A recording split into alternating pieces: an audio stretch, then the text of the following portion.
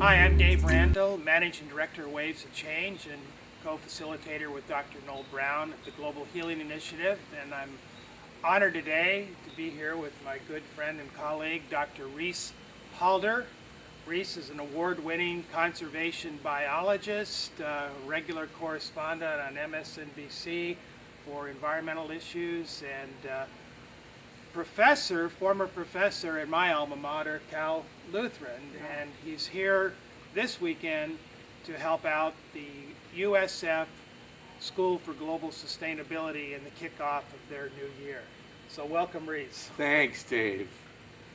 And Reese, I'd like to begin by giving our audience a little bit of your thoughts on conservation biology's role with issues such as water and sustainable tourism that our students at USF last night are so interested in. Yeah, well, thank you, and thrilled to be here. I think that conservation biology plays a key role in sustainability, certainly, and tourism, sustainable tourism. I remind the audience that tourism worldwide is the largest industry on planet Earth. It's got a burgeoning projected future with upwardly mobile Indian and Chinese that are beginning to travel our planet. And conservation biologists are charged with endeavoring to maintain the genetic tapestry on the planet and including our oceans and our fresh water. Currently we are in America, we are faced with these ruthless, eerie, almost biblical-esque droughts that are impinging now not only on our food in America, but calling into question global food security. So the challenge for our students, the challenge for our politicians and policymakers is now how do we begin to plan for the forthcoming change in the climate. The droughts are projected to reoccur. The frequency and the time between the events appears to be narrowing. The forthcoming El Nino, which is just beginning to ramp up in the Pacific, the warming of the Pacific, is projected this winter to bring more dryness to the Central Plains, our breadbasket as it were. And so how do we as a society begin to plan for this? I don't believe that we can turn a blind eye. We know that last year the insurance companies paid over $10 billion to the farmers across America.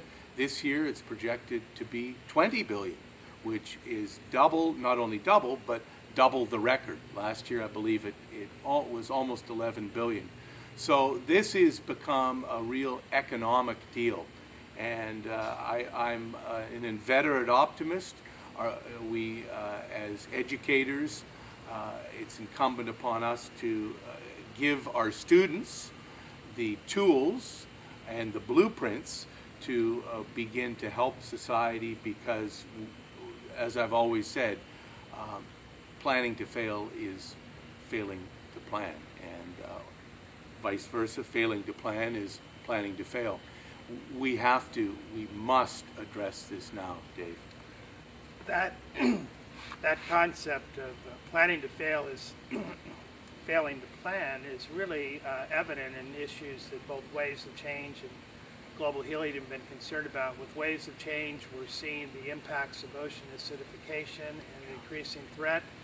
And in Global Healing, our colleagues Phil Lane Jr., Rebecca Tobias have been very engaged in the Keystone Pipeline. Both of those issues have the common thread. It's carbon emissions. We need to reduce carbon emissions. And I wonder if you might share some thoughts and some of the best alternatives from the science perspective of what we might be thinking about in reducing carbon emissions without having this ocean acidification and without having to engage in something like a Keystone Pipeline. Yeah. Certainly. First of all, just to expand just a wee bit on what Dave said, what is happening with our oceans is more than alarming. As the levels of greenhouse gases rise, and we are now over 400 parts per million of CO2, which now we're going back into the Miocene about 3.5 million years ago. And let me remind the viewers, the climate was a lot warmer, there was a lot less ice, and the sea level was at least 50 feet higher.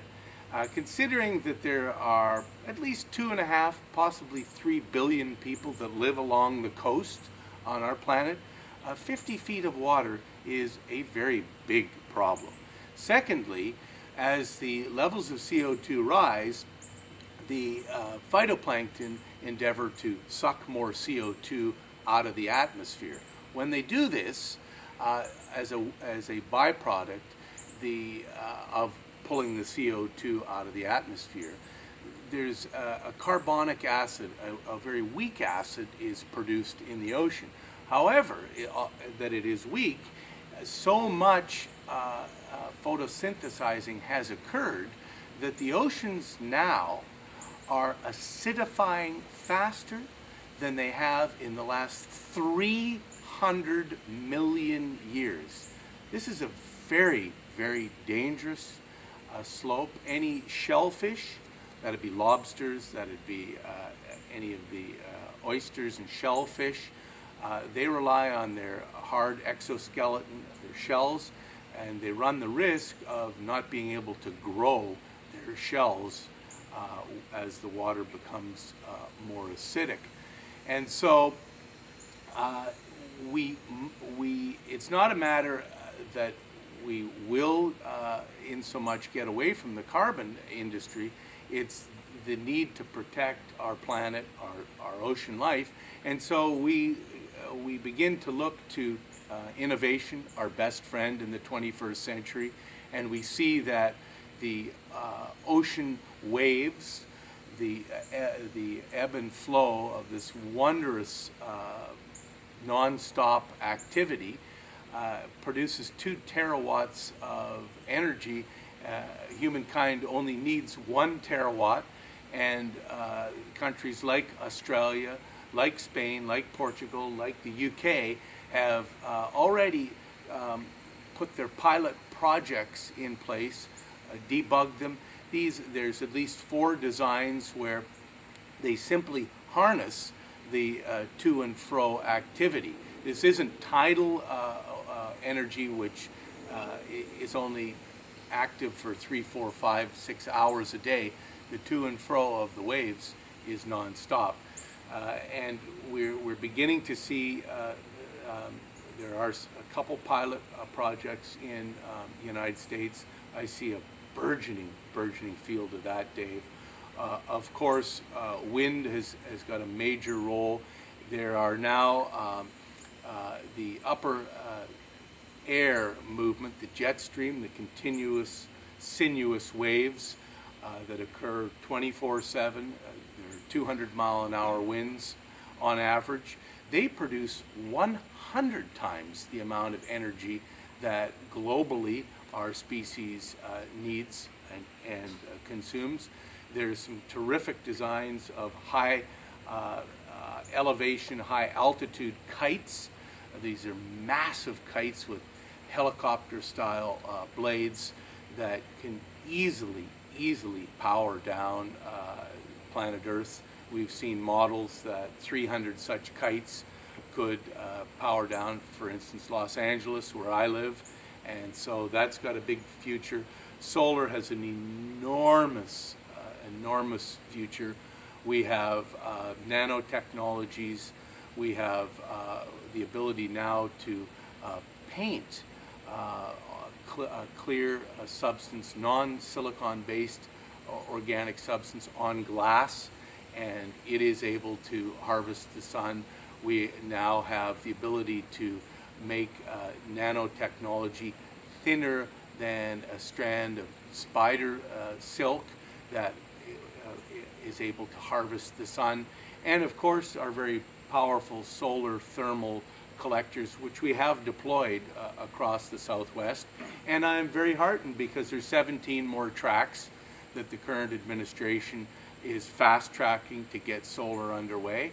There's geothermal energy, and there's other unlimited potentials that we have yet to see, but will come on the market, because human beings are tool makers and we're problem solvers, and there is nothing that the human mind cannot solve, and the one caveat is if we're allowed to. The other night, you flew in and took the Magical Express to Yes. Walt Disney World, and you know, as we've been working the last couple of years in developing the Blue Community Program, much of it based on the good practices of Walt Disney World, we set a corporate goal in 2008 to reduce their net carbon emissions by 50% from the 2006 baseline by the end of this year, and they're on track to do so, as well as goals to become a zero waste to landfill company, and to never do development without positive impact on ecosystems. Wow. We had a chance to walk the nature trails, see some of the resorts, and I wonder if you want to comment on some of your observations, and also what you've learned with other corporations that are doing. They'd also be good models for helping us to get a better handle on this carbon emission and ecosystem and waste issue. Yeah, we did have a terrific walk and a terrific time in Disney World. We were at the Wilderness Lodge. We took the Wilderness Trail. I commend Walt Disney for working with nature. There's the remnant vegetation, the bald cypress, the longleaf and loblolly pines, the exquisite draping Spanish moss, and the experience really for someone who may not have the opportunity to go into wild forests is outstanding. 5 out of 5, Dave and I, and it really did feel like wilderness, because we only saw 2 other people on a couple-mile walk amongst hundreds of thousands of people. So the experience was terrific. And we saw deer. Yeah, and we some saw other deer, birds we and saw all. wild birds, and also what Disney is very masterfully working on is reducing their water footprint, and ways of conserving water, and ways of educating all of the people that come, the millions and millions of people that come through their gates, on ways of the future. And the ways of the future, clearly for 7 billion people that in 12 years will become 8 billion, is to begin to work with nature and not against her. And if we look around, even in our gardens, or if one has the privilege of going into a forest or a lake or a desert or the mountains, we see that there is no waste in nature. Every organism has a profound role. Everybody works. There is zero unemployment, and everything from a leaf that falls to the ground, it is broken down, and at every level of the breakdown, it feeds positively back into the system. And there's no question that in our nation, each year currently, we truck 251 million tons of trash, and we put it in landfills. No, we were talking last night, to put that in some kind of a perspective. The largest living animal now on Earth, and ever, the blue whale, weighs well in excess of 100 tons. We're talking in the order of in excess of 6,750 blue whales every day that we're throwing away. you don't need to be a physicist or a mathematician or a conservation biologist to understand that we can no longer do that.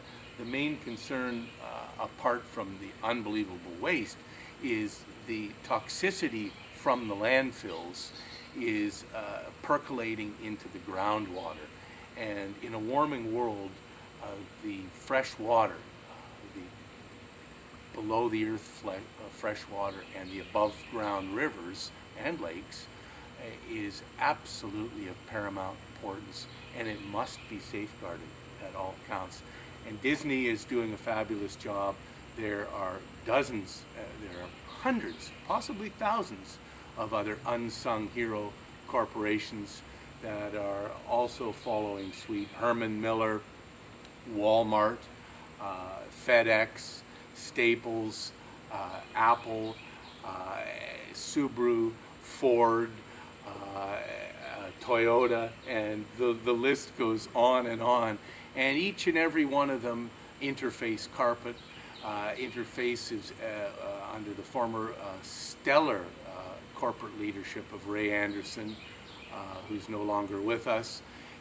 They are marching towards an interesting year, 2020, where so many, including Disney, corporations are striving for a zero footprint.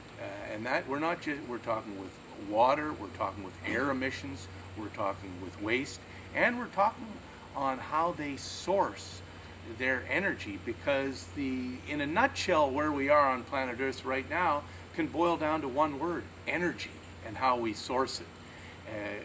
Formerly, with the 19th century technology of oil, gas, and coal, we have relied on that to power the planet. We can no longer do that.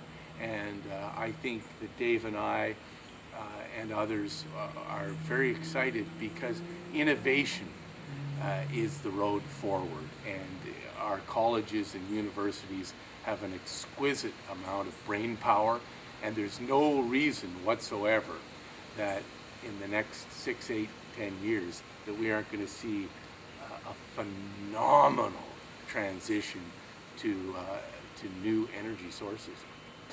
I was struck by the number of little things, from actually having a recycled wastebasket in your hotel room, where you recycle in your hotel room rather than going to find something down the hall or some other, place to put it in. The transportation system that allows people to really come there without an automobile. You came from the airport on the Magical Express. We got around on boats and monorails, and they were fun little ways to get around. Or the walking trail that we did, that are set up. And then the sustainable seafood offerings at almost all the restaurants, it seemed. And wonderful. I thought about that sustainable seafood with your recent comments on increasing no-take zones for sustainable fishing. I wonder if you can comment a little on that. Yeah, there's no question that where we are, we have to be very delicate. We're now talking about global food security. We're talking that almost 2 billion human beings rely on their only protein intake daily comes from the ocean. We do know that since the 1850s, the life under the sea has dramatically changed. Northern cod, North Sea skate, the rock cod from the Antarctic, bluefin tuna, they're fished out. Their populations are not recovering. Sharks, rays, and seahorses are on the road to extinction. We know this. So what we have been doing over the last quarter century, we have in place what we call these no-take zones, where there's absolutely no fishing of any variety, any way, shape, or form allowed. And we're finding, incidentally, from Mexico, from Florida, from New England, from New Zealand, from St. Lucia, from the Bahamas, and elsewhere, that after a quarter of a century leaving the oceans alone, they're miraculously rehabilitating, and all life, not just the fish stocks that we harvest, but the kelp forests and all of the critters are finding their balance. And so we look for 2043 as a big year. Our projections are that by that time there will be 9 billion human beings on the planet.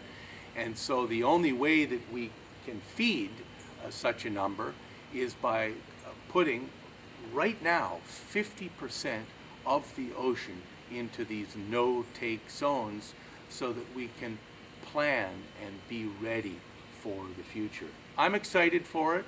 We have the data. We know what we must do, and now it's just a matter, in my opinion, Dave, of rolling the carpet out. Thinking of the future, sustainable tourism, which you've already mentioned, is the fastest growing industry. An industry that employs 11.5 to 12.5% of the people of the world, that is 10.5% of the world's GDP, that had just under 1 billion international visitor days last year and projected to be 1.6 billion by the end of this decade. There's a massive opportunity for making a difference. We've mentioned the choices people can make on their kind of transportation, the kind of resorts they choose, choosing things like sustainable seafood. What are some other changes, though, the industry might make that you can think of in sustainable tourism that you would like to suggest they consider? Yeah, what comes to mind right off the hop, I'll make no bones about it. I love whales. Earlier this year, my Chesapeake Bay and I had a surreal encounter with a blue whale off the coast of Los Angeles. We were in a little dinghy. The blue whale was maybe 8-9 feet from us. It hung out with us for at least a half hour. Certainly, if the heavens weren't watching very closely, one flick of its fluke and my puppy and I would not be here with us. I have the most profound respect for these beasts, and they're showing our species so many things. For instance, a couple years ago, work with blue fin and sperm whales in the Gulf of California, Baja California, Mexico. The critters are clearly showing us that the ozone layer, our protective shield around the globe, has not fully recovered from the CFCs that we put into the atmosphere 30, 40, 50 years ago, because the whales are getting sunburned. The narwhals, the iconic male long-toothed permanent residents of the Arctic, we have tagged with temperature sensors, and 2 years ago they showed my colleagues that the Arctic Ocean was 2 degrees warmer than we previously thought, and that it has affected profoundly our modeling and our understanding of the ocean as the Earth continues to warm. And incidentally, the Arctic now is warming at a rate of 4 times faster than the mean global temperature. And lastly, an amazing find 2 years ago, the humpback whales have been found to be what we call this upward biologic pump, moving an immense amount of nitrogen from the deep half a mile or more into the ocean of the deep sea phytoplankton. They when they eat it, and rise to the surface, their liquid poo adds an incredible amount of nitrogen into the system.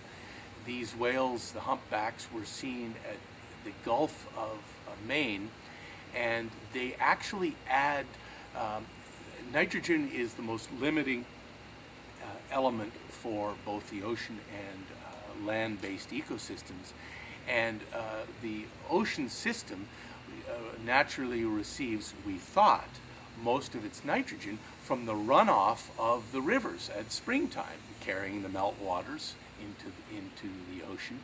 It now turns that humpback whales in the Gulf of Maine are adding over 25,000 tons of nitrogen to the Gulf of Maine, which is significantly more than combined all of the rivers. And this nitrogen is the feedstock for the phytoplankton. The phytoplankton is the base of the food chain, which then promotes food for the fisheries. And it turns out that the whales, the humpback whales, promote fisheries. They don't detract from fisheries. I was very excited, Dave. In 2008, we had 13 million tourists from over 2.1 billion to whale watching. It's growing at 10%. That is exciting. The whales worldwide absolutely deserve an amnesty. We have, in the 20th century alone, we slaughtered over 1.5 million whales. Enough is enough. There is room for all critters on the planet. Ecotourism, 2.1 billion is a big number. And so I get excited for that. And any water initiative in any local community, and any way we can safeguard our waters. One other concern that comes to mind are the liquid fertilizers that we are applying to our conventional crops. One very deep and terrible thing, apart from harming terribly the soil organisms, what we can't see with our naked eye to our detriment is that life in the soil is it's a jungle, and the diversity of life is overwhelming. And again, every organism works in concert to create a medium to feed our society, 7+ billion people. The liquid fertilizers not only harm the soil life, but when they run off in our creeks and our rivers, eventually they either empty into freshwater lakes and more likely into our oceans. Currently in our oceans we have 400 dead zones, and they're growing. These dead zones are a result of adding massive amounts of man-made liquid nitrogen. And what happens when the man-made liquid nitrogen enters our oceans or our lakes? The plants see this as a bargain, and they say, beauty, I'm going to grow, and everything looks so green, and to the naked eye it looks like the most fertile ecosystem you could imagine. The problem with that is, as the green life goes through its life cycle, part of life is death. When the green plant life dies, it sinks en masse to the bottom. So much green life sinks to the bottom. When it begins to decay, it sucks all the oxygen out of these zones. And of course, without oxygen under the sea, no plant or sea life, particularly the food that human beings eat, can live there, and these zones are growing. We know the problem, and we're now empowered, because we know what's causing it, to begin to what I call lighten or lift our footprint back. So to summarize that long answer, I hear you saying three important things. One, the tourist industry first needs to really focus on the value of what nature brings them and their industry. Yeah. Two, to give their guests or visitors more nature experiences, such you had with the whale. And three, to be more conscious of their practices, particularly practices such as the fertilizer. Yeah. And here I'd like to give a plug to our Waves of Change partner, Terra Solutions, that have come up to an alternative to the nitrate, phosphate fertilizers that actually is more nutritious in the food that it grows with that alternative, and less costly. Excellent. And enhancing the environment. And ironically, it comes from drawing on the minerals from the ocean itself. So nature Wonderful. is giving back Yeah. to this alternative. So Reese, again, I want to thank you for this opportunity to come and visit and to share.